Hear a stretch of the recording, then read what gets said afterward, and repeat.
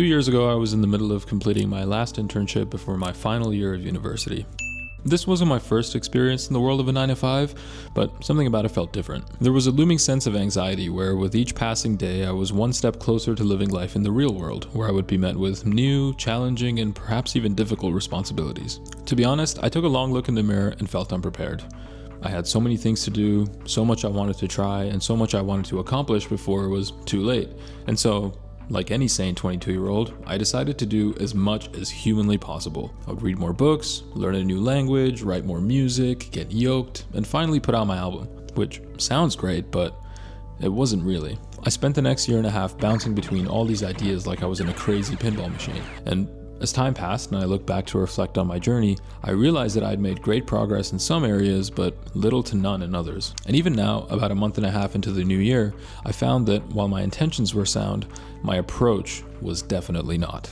I first noticed this when I began my read-through of Ilan Pappé's An Ethnic Cleansing of Palestine as part of my New Year's resolution to read at least one book a month. But while the end of January came closer and closer, the end of the book didn't. And so I thought to myself, why is this taking forever? Is the brain rot finally catching up to me? Am I getting worse at reading? Is this what aging feels like? Or is it just that the density of information presented in this book is taking me a lot longer to process? If I'm being honest, there were times where I thought that I would just try and speed my way through the book for the sake of finishing it. I did, after all, have a number of books waiting to be read in a notes list on my phone, not to mention the already unread ones sitting on my desk and on my bookshelf. And unfortunately, going down this rabbit hole not only made me more anxious, but it also made me want to stop reading the first book that I had picked up to begin with. And that's when it hit me. Maybe the reason that it was taking me so much time to complete this task was because it was supposed to.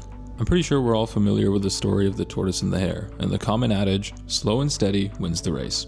A saying that, in this circumstance, rings pretty true. It basically alludes to the idea that meaningful achievements require patience, a steady effort, and intentional care. For instance, the number of books that I read in a month is irrelevant.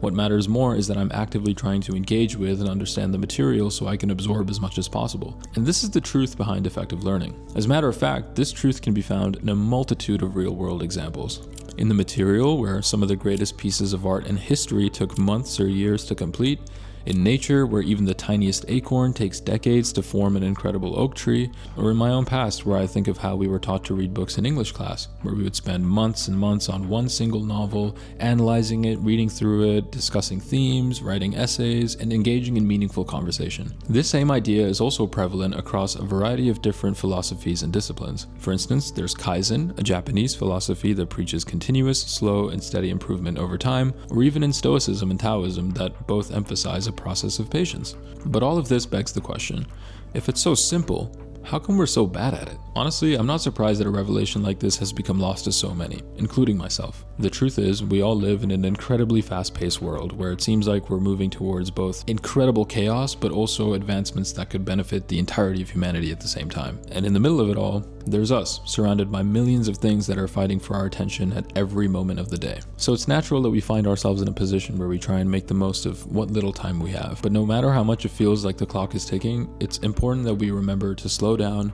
and recognize the inherent value of taking things at pace and not getting ahead of ourselves. There are no shortcuts, there is no fast lane, and there's only one key takeaway, and that's that none of this can be rushed. So make sure you enjoy it.